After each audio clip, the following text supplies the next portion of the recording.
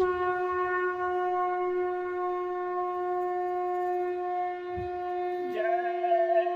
गुरुदेव। जय गुरुदेव।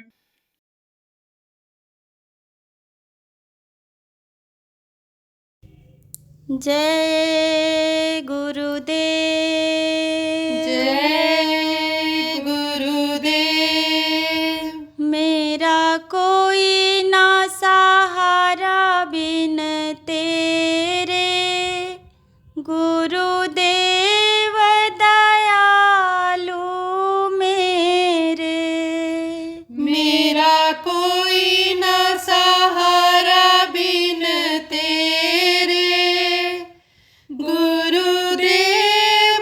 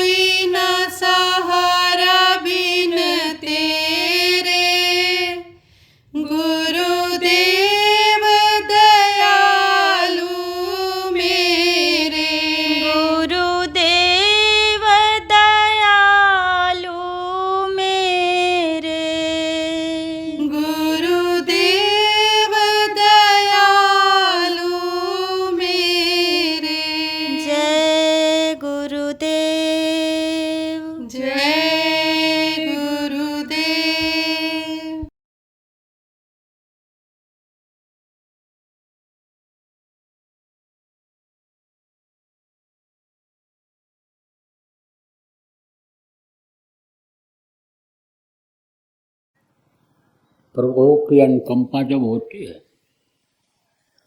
तब ये अवसर मिलता है, तभी सत्संग के 2 वचन कहने के और सुनने के अवसर जीवन में प्राप्त होते हैं। तो आज का समय और यह स्थान अपने जीवन के लिए महत्वपूर्ण है कि इस संसार में, मृत्युलोक में, कलयुग में ये अवसर अपने लोगों को मिला। प्रेमियों, हम आप संत मत के लोग हैं।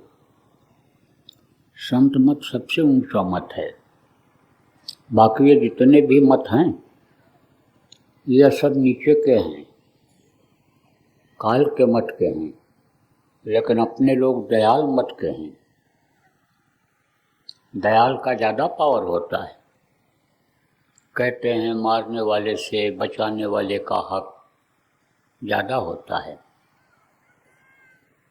अब ये जरूर है कि समय समय पर शक्तियाँ इस धरती पर आई हैं। काल भगवान के इस देश में काल भगवान ने ही भेजा है। किस लिए भेजा? कि व्यवस्था हमारी बनी रह जाए, क्योंकि कर्मों का विधान जब बना तब कर्मों के चक्कर में सब आ गए, तो कर्मों की सजा मिलती है। अब सब लोग अगर नरक ही जाने लग जाएं तो नरकों में तो बहुत समय तक सजा मिलती है। समझो कि 4 युग है, सतयुग, त्रेता, द्वापर और कलयुग। जब ये चारों युग बीत जाते हैं तब एक चौकड़ी होती है, और 72 बार जब चौकड़ी बीत जाती है तब एक मनवंतर होता है, और 14 मनवंतर जब बीत जाता है तब एक कल्प होता है। एक एक कल्प, एक एक नरकों में कर्मों के अनुसार रहना पड़ता है, और छोटे बड़े मिला करके 42 प्रकार के नरक हैं। 22 तो बड़े बड़े और छोटे छोटे सब मिला के 42 प्रकार के नरक हैं। तो उन नरकों में बहुत दिन तक रहना पड़ता है। अब इतना समय तक जो उसमें सबके सब पड़े रह जाएं तो उनकी ये व्यवस्था बिगड़ जाएगी कि नहीं? फिर इन पेड़ पौधों की सिंचाई कौन करेगा? जानवरों को कौन खिलाएगा? ये कैसे जिएंगे? सब एक जगह पर तो पक्षी इकट्ठा होकर के नदी नाले में पानी पी नहीं पाएंगे। आदमी ही उनको भी पानी पिलाता है, दाना खिलाता है, नहीं खिलाता है, कुछ खाता है, गिर जाता है तो खोज खोज करके वो खाते हैं। तो व्यवस्था बिगड़ जाएगी। इसलिए उसने भेजा कि भाई धर्म का एकदम मूल न खत्म होने पावे, जड़ न खत्म होने पावे। धर्म रहे, लेकिन धर्म को रहने ही नहीं देंगे पापी, दुष्ट रहने ही नहीं देंगे तो कैसे धर्म रहेगा? जो धर्म करेंगे कैसे? सब अधर्मी हो जाएंगे, कुकर्मी हो जाएंगे, बुरे कर्म वाले हो जाएंगे, तो उसकी सजा मिल जाएगी, नरकों में चले जाएंगे। इसलिए शक्तियों को भेजा। तो वो शक्तियाँ जो आई हैं पीछे, वो काल और दयाल दोनों धार की रही हैं।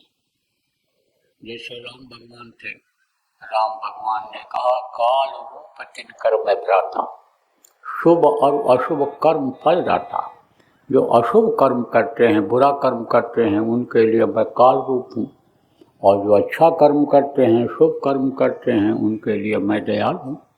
तो वो काल और दयाल दोनों थे। लेकिन जो संत आते हैं, जब जीवों का जाना ऊपर बंद होने लग गया, जीव नरकों में जाने लग गए, चिल्लाने लग गए, तब प्रभु ने संतों को भेजा। तो संत जो आए वो दया भाव लेकर ही आए, और उनके अंदर दया ही रहती है। तो मत किसको कहते हैं? जो संत इच्छा व्यक्त करते हैं, जो विचार देते हैं, वो मत बन जाता है, वो मत उसको कहा जाता है। तो संत मत के लोग अपने लोग हैं। संत मत सबसे आला, बाला, ऊंचा मत बताया गया। जहाँ ये सारे मठ खत्म होते हैं वहाँ से संत मठ की शुरुआत होती है। तो संत जब आते हैं तो क्या करते हैं, चताते हैं। क्यों? क्योंकि ये जीवात्मा बेहोश पड़ी है। जल्दी याद किसी को याद आता है? बहुत से लोग तो जानते ही नहीं हैं कि अपना घर अपना देश और कहीं है। वो तो इसी देश को, इसी घर को जिसमें रहते हैं, जिस धरती पर रहते हैं, उसी देश को अपना देश मानते हैं। आप लोगों को तो जानकारी कुछ लोगों को हो जाती है जो बराबर सत्संग में आते हो, नहीं बाकी तो होश में ही नहीं है लोग। तो वो याद दिलाते हैं संत जब आते हैं कि ये जीवात्माओं, ये जीव, तुम यहाँ के नहीं हो, तुम तो सतदेश के हो। बड़े आनंद में थे जब थे, बड़ी मस्ती थी वहाँ पर, सुख ही सुख था, दुख नाम की कोई चीज़ ही नहीं थी। वहाँ कोई गंदगी थी ही नहीं, कोई नापदान नाली साफ करता दिखाई नहीं पड़ता।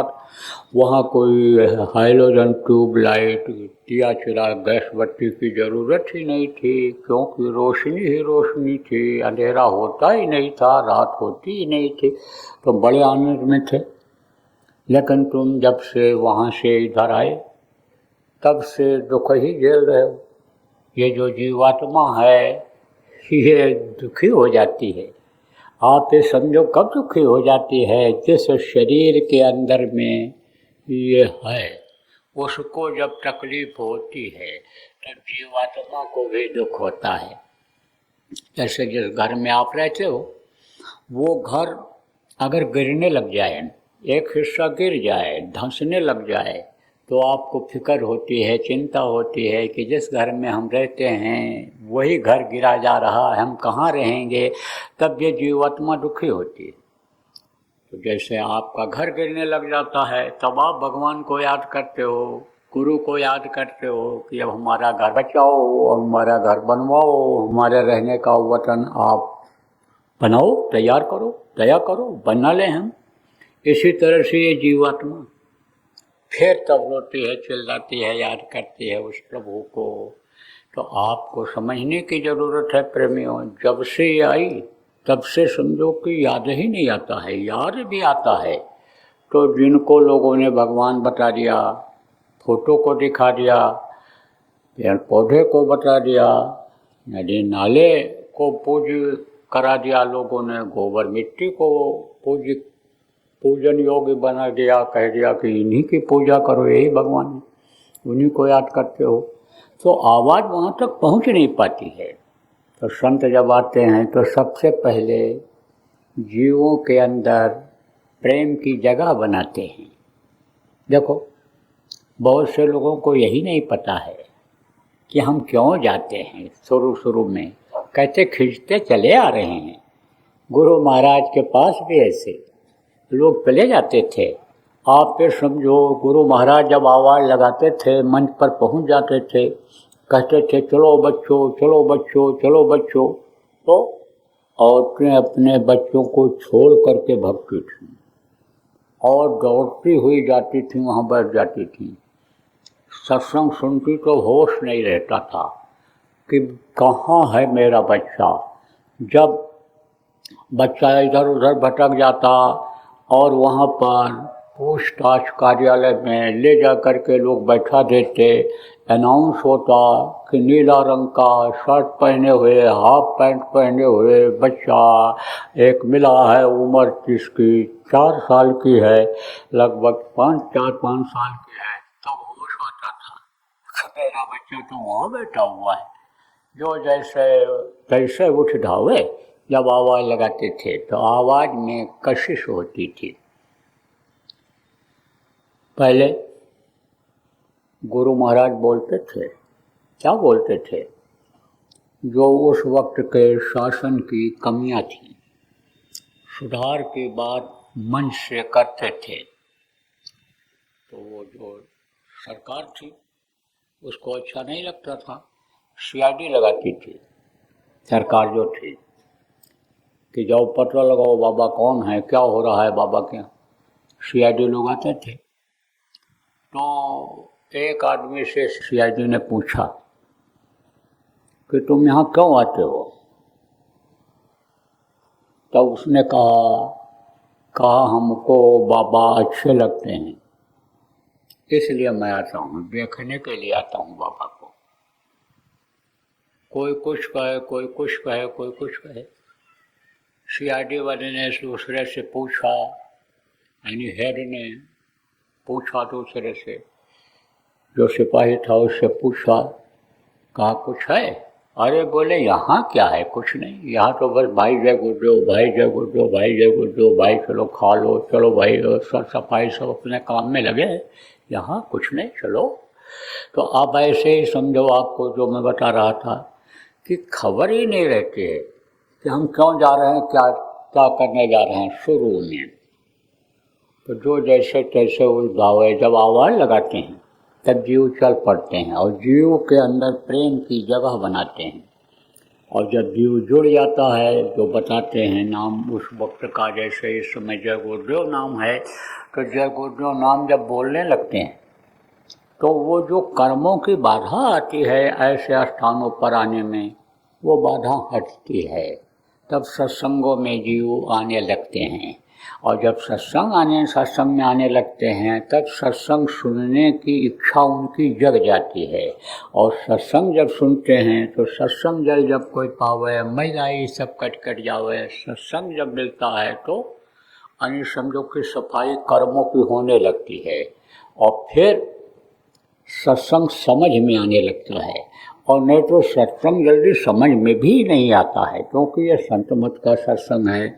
और अभी तक कोई सुनता रहा तो कथा सुनता रहा, भागवत सुनता रहा, प्रवचन सुनते रहे, महाभारत का घमासान सुनते रहे, ये सब सुनते रहे, तो सुनते सुनते वो चीज़ याद हो गई थी, रट गई थी। और सत्संग जब बहुत देर में मिला, कम मिलता है, तब कम समझ में आता है। तो सत्संग जब समझ में आने लग गया तब इच्छा पैदा हुई। किस चीज़ की इच्छा पैदा हुई? अपने घर जाने की, अपने मालिक से मिलने की, देवी देवताओं के दर्शन करने की। वो अनहद वेद माड़ी, आकाश माड़ी, खुदाई आवाज़, गैबी आवाज़, गिरा गुरु वाणी जिसको कहा गया, उसको सुनने की इच्छा पैदा होती है। तो जब इच्छा पैदा हो जाती है तब आप ये समझो कि नाम दान दे देते हैं, नाम को बता देते हैं कि इस नाम से अब उस प्रभु को तुम पुकारो, इस नाम से तुम प्रभु को याद करो। और ये नाम जब जपोगे, इन नाम का जब ध्यान करोगे तो वो प्रभु तुमको देखेंगे। अब अगर ये है कि प्रार्थना अगर कर ली जाए तो प्रार्थना करने से क्या होता है कि उधर इधर से ध्यान हटता है, क्योंकि आदमी जो काम करता है उसी में उसका मन लगा रहता है। भोजन बनाओगे तो मन उसमें लगा रहेगा, खेत काटोगे तो मन उसमें लगा रहेगा, नौकरी में जो काम मिला है उसको करोगे तो मन उसमें लगा रहेगा। तो मन और तरफ से जब हटता है तभी तो लगता है। आप सोचते कुछ रहो और खेत को काटो तो मूली ही कट जाएगी, हाथ ही कट जाएगा, क्योंकि मन को लगाना पड़ता है कि कहीं हाथ न कट जाए, कहीं समझो कि बहुत ऊपर से न कट जाए, नीचे से काटना है, नुकसान हो हमारा, तो मन लगा करके ही किया जाता है काम। तो मन जब हटता है अन्य जगहों से तो जहाँ लगाते हो वहाँ लगता है, क्योंकि मन तो एक ही है, उधो मन नहीं 10-20, जहाँ लगाओगे वहीं लगेगा। तो जब प्रार्थना की जाती है तो जिसकी प्रार्थना की जाती है उनको याद किया जाता है, और जब उनको याद किया जाता है आवाज़ उनके लिए लगाई जाती है। दीनता भरी आवाज़ जब उनके पास तक पहुंचती है तो देखते हैं कि हमको कोई पुकार रहा है, तो वो क्या करते हैं कि विघ्न बाधा को हटाते हैं। और जब सुमिरन किया जाता है और उनके नाम को याद किया जाता है, नाम ले करके जब पुकारा जाता है, तब आप ये समझो कि विशेष रूप से देखते हैं। जैसे यहाँ इतने लोग हो, अब ये कहो भाई दया करो, मदद करो, तो समझो कोई देखेगा कोई नहीं देखेगा। और किसी का नाम घनश्याम है, राधेश्याम है, या जो भी नाम हो, कहोगे भाई रमेश जी हमको बचाओ, भाई महेश जी बचाओ, अरे भाई मेरी मदद करो घनश्याम जी, तो देखेंगे वो आपको। इसी तरह से यानी समझो कि जिनके नाम को लिया जाता है उनके रूप को याद किया जाता है, और फिर उस रूप को याद करके जब सुमिरन करते हैं तो देखते हैं, और जब देखते हैं तो वो बीच की जो विघ्न बाधा है उसको हटाते हैं। काल ने ये जो जाल फैला दिया है उनके पास तक पहुँचने में उसको वो काटते हैं, उस बाधा को हटाते हैं। माया के इस धुंध को, माया के इस यानी दुनिया के कोहरे को, धुएं को वो हटाते हैं। तो जब वो हटाते हैं तब जीव ये आगे बढ़ पाता है। क्यों? क्योंकि अगर धुंध ही बहुत हो जाए, कोहरा ही बहुत हो जाए, बादल ही बहुत अगर घिर जाए तो अंधेरा हो जाएगा, और अंधेरे में कुछ दिखाई नहीं पड़ता है, अंधेरे में आदमी आगे बढ़ नहीं पाता है, तो उसको हटाते हैं वो। अब ये ज़रूर है कि रोज़ अगर सुमिरन न किया जाए तो ये जो कर्म आ जाते हैं वो ध्यान लगाने नहीं देते, माला भरे फेरते रहो लेकिन ध्यान उनका नहीं लगता है। क्यों? क्योंकि मन जहाँ रहता है वहीं पर वो उसी में अनिल रमा रहता है, लगा रहता है। तो इधर जो ध्यान लगाना है उनका, उधर उनका ध्यान नहीं हो पाता है। ध्यान किसका रहता है? रोटी का, नमक का, दाल का, आटे का, दुकान का, दफ्तर का ध्यान उधर रहता है। तो फिर वो नहीं देखते हैं, उनको देखना जरूरी है। और उनको जब आप देखोगे, जिनका सुमिरन करोगे, तब वो आपको देखेंगे, और जब देखेंगे तब कर्म कटेंगे। क्योंकि कर्म आ जाते हैं, कुछ जान में बन जाते हैं, कुछ अनजान में बन जाते हैं। और जब समाज दूषित हो जाता है, वातावरण दूषित हो जाता है, खान पान यानी जहाँ करते हैं वो स्थान दूषित हो जाता है, अर्चन बर्तन बनाने वाला, खिलाने वाला यानी समझो कि जगह जब ये सब चीज़ें दूषित हो जाती हैं तो उसका असर आ जाता है, वो कर्म दूसरों के आ जाते हैं। जैसे कालिख की कोठरी में चले जाओ तो कालिख कुछ न कुछ लगती ही है, इसी तरह से वो कर्म आ जाते हैं। और कर्म जब आ जाते हैं तो बैठने नहीं देते हैं, सुमिरन करने नहीं देते हैं, उनका ध्यान लगाने नहीं देते हैं। इसलिए रोज करना चाहिए। इससे क्या होता है? इससे जैसे झाड़ू लगती है, इससे झाड़ू लग जाता है। घर में झाड़ू लगाते हो ना, लगाओ, कूड़ा इकट्ठा हो जाएगा, गंदगी इकट्ठा हो जाएगी, बदबू आने लगेगी। ऐसे बदबू आती है, ऐसे बदबू यानी समझो अंदर में भी आ जाती है जब गंदगी इकट्ठा हो जाती है। तो सुमिरन से क्या होता है? सुमिरन से यानी जो परमार्थी जमीन है उसकी सफाई होती है, हुजरे की सफाई होती है।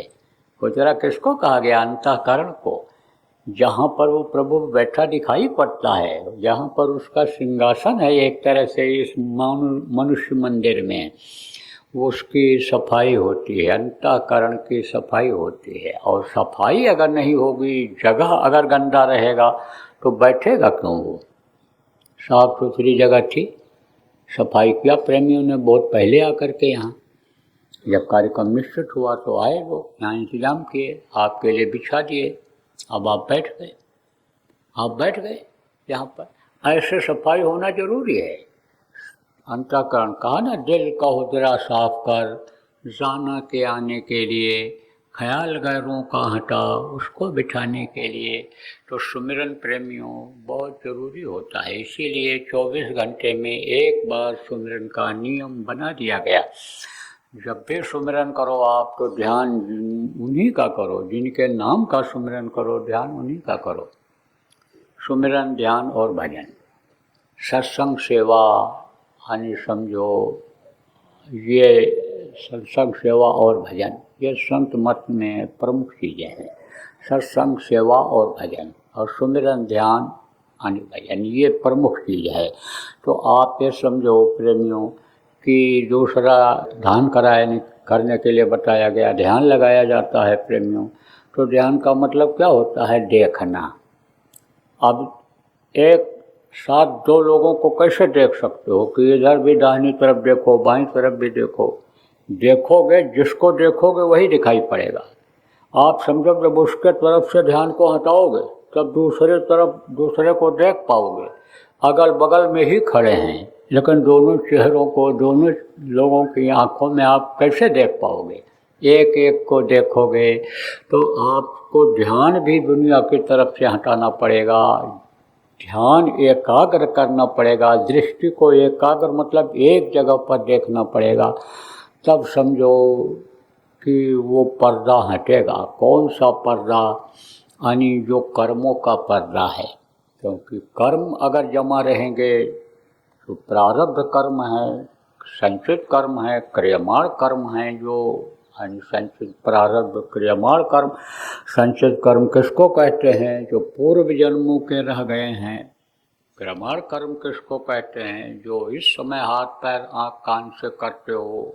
प्रारब्ध कर्म किसको कहते हैं? जिसको भोगने के लिए आपको भेजा गया है। तो ये कर्म, ये जब करते हैं, हटते हैं, तब सफाई होती है। और तभी समझो कि वो सुराख जिसमें से जीवात्मा निकल करके ऊपर की तरफ जाती है वो साफ होता है, जिसको दिव्य दृष्टि कहा गया, आत्म चक्षु कहा गया, सुनेत्र जिसको कहा गया। अब वो कर्म कटे कैसे जल्दी? इसके लिए समझो कि संतों ने उपाय निकाल दिया और तरीका बता दिया। कौन सा तरीका बता दिया? कि आँखों के बीच से जो रास्ता गया हुआ है वहाँ पूरे शरीर के पावर को, जीवात्मा के पावर को खींच करके लाओ। आपको कल सत्संग में बताया गया था कि जीवात्मा कहाँ बैठी है? ऊपर शिखर पर, सिर के ऊपर एक तरह से यहाँ बैठी हुई जीवात्मा। उसका प्रकाश पूरे शरीर में फैला हुआ है, यहाँ पैर के अंगूठे तक फैला हुआ है।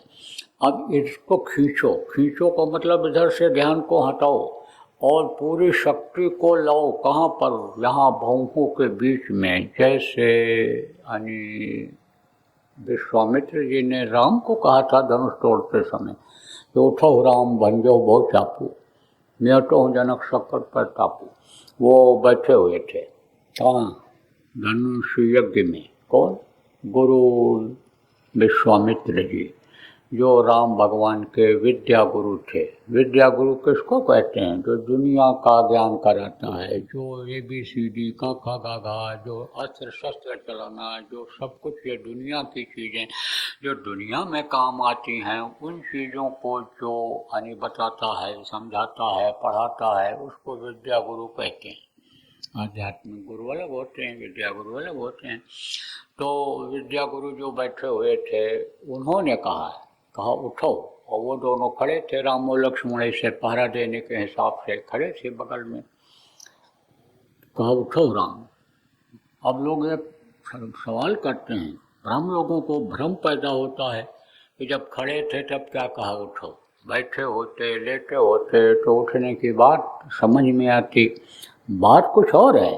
गोस्वामी जी महाराज ने रामायण लिखा, आध्यात्मिक दृष्टिकोण से लिखा है। जब उतनी योग्यता वाला कोई मिलता है तब उन चौपाइयों का अर्थ समझा पाता है। कबीर की योग्यता का जब कोई मिलता है तब कबीर की, जिसको उल्टी वाणी लोग कहते हैं, वो समझ में आता है। नहीं तो कबीर साहब ने ये कहा कि चलती को गाड़ी कहें, बना दूर को खोया, रंगी को नारंगी कहें, देख कबीरा रोया। कहा कि चलती को लोग गाड़ी कहते हैं कि गड़ी हुई है, और दूध बढ़िया खाने लायक हो जाता है, बन जाता है बढ़िया, तब कहते हैं खोया है। और जो रंगीन है उसको कहते हैं नारंगी, को नारंगी कहते हैं, रंगी नहीं है, नहीं रंगी है, तब वो चीज़ समझ में आती है। तो गोस्वामी जी महाराज ने लिखा है, कहा कि उन्होंने कहा उठो राम। उठो राम का मतलब क्या? पूरी शक्ति को खींच करके लाओ। कहाँ पर लाओ? भौहों के बीच में। और भवों के बीच में जब लाओगे, देखोगे, धनुष तब टूटेगा। तो पूरी शक्ति को खींचना पड़ता है। और मन ये कहाँ लगा हुआ है? इंद्रियों के घाट पर लगा हुआ है। और मन सूरज के का साथी बन गया है, दोस्त बन गया है, अभिन्न अंग बन गया है। जैसे एक सिक्के के दो पहलू होते हैं, उसी तरह से हो गया है। इसलिए मन को इधर से हटाना पड़ता है।